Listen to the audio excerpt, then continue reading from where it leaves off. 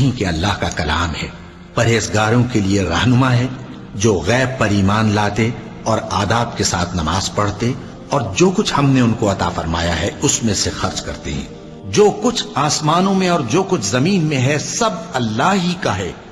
تم اپنے دلوں کی بات کو ظاہر کرو گے تو اور چھپاؤ گے تو اللہ تم سے اس کا حساب لے گا، پھر وہ جسے چاہے مغفرت کرے اور جسے چاہے عذاب دے، اور اللہ ہر چیز پر قادر ہے۔